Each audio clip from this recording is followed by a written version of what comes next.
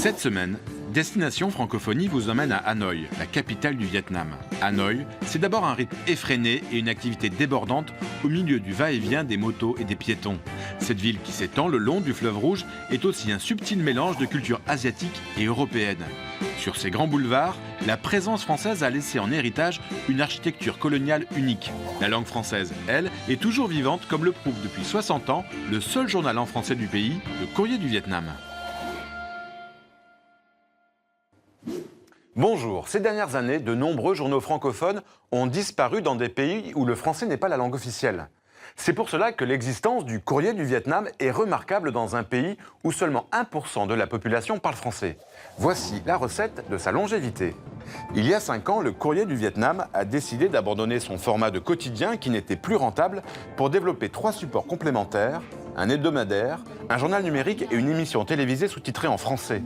Le Courrier du Vietnam a su également renforcer les compétences de ses 40 journalistes grâce au soutien de l'Organisation internationale de la francophonie qui fait venir régulièrement à Hanoï des formateurs de l'école de journalisme de Lille. Elle offre même des bourses de stage dans des rédactions en Suisse, au Maroc et en France.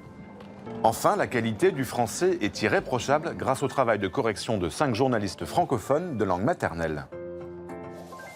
Vous allez me dire, un média vietnamien francophone, à quoi ça sert? C'est la question que nous avons posée dans la rédaction du Courrier du Vietnam. Regardez. C'est une passerelle entre le Vietnam et la communauté francophone. Avec le Courrier du Vietnam, les lecteurs francophones peuvent redécouvrir la culture, l'économie, le tourisme, les mœurs et coutumes du Vietnam et ils peuvent mieux connaître le Vietnam sous tous ses aspects. C'est un moyen de relier non seulement les francophones au Vietnam, mais aussi les francophones de par le monde. Pour nous, c'est très important d'avoir un support en langue française parce qu'il contribue à la création d'un environnement francophone. Ceux qui apprennent le français, mais qui ont le Courrier du Vietnam entre les mains, peuvent lire des informations sur leur pays en langue française. C'est extrêmement important pour pratiquer la langue aussi. Le Courrier du Vietnam, c'est une vitrine pour la francophonie qui permet de suivre ses activités, de suivre ce qui se passe au Vietnam. Et sans cet acteur, ce ne serait pas possible, il manquerait quelque chose pour la francophonie.